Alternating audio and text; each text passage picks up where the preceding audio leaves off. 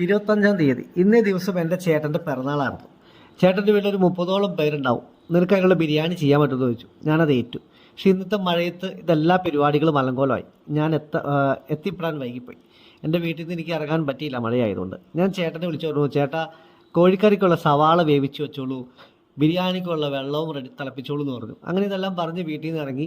ഞാൻ ചെന്നപ്പോൾ തന്നെ ബിരിയാണി റൈസിനുള്ള വെള്ളം തിളച്ചെടുക്കാറുണ്ട്. അങ്ങനെ അരിയിട്ട ബിരിയാണി ഞാൻ റൈസാക്കി അത് മാറ്റി വെച്ചു ആദ്യം തന്നെ. അതിനുശേഷം വേവിച്ച് വെച്ച സവാള എടുത്തിട്ട് കോഴിക്കറി റെഡിയാക്കി. ഇത് രണ്ടും റെഡിയാക്കി ഞാൻ മാറ്റി വെച്ചു. പക്ഷേ എത്താൻ വൈകിയത് കൊണ്ട് എനിക്ക് ആദ്യം മുതലുള്ള ഷൂട്ട് ചെയ്യാൻ പറ്റിയില്ല. പക്ഷേ എന്നിരുന്നാലും എനിക്ക് നല്ല പാചകം ചെയ്ത് ചേട്ടായിക്ക് കൊടുക്കാൻ പറ്റി. അപ്പോൾ ചേട്ടായുടെ നല്ലൊരു പിറന്നാൾ സദ്യ എനിക്ക് റെഡിയാക്കി കൊടുക്കാൻ പറ്റി. എൻ്റെ വീഡിയോ കാണുന്നവർ ലൈക്ക് ചെയ്യുക, ഷെയർ ചെയ്യുക, സബ്സ്ക്രൈബ് ചെയ്യുക. എന്നെ മാക്സിമം സപ്പോർട്ട് ചെയ്യണേ. നിങ്ങളുടെ സപ്പോർട്ടില്ലാണ്ട് എനിക്ക് മുമ്പോട്ട് പോകാൻ പറ്റില്ല. എൻ്റെ വീഡിയോ കാണാൻ എല്ലാവരും എന്നെ സപ്പോർട്ട് ചെയ്യണം കേട്ടോ.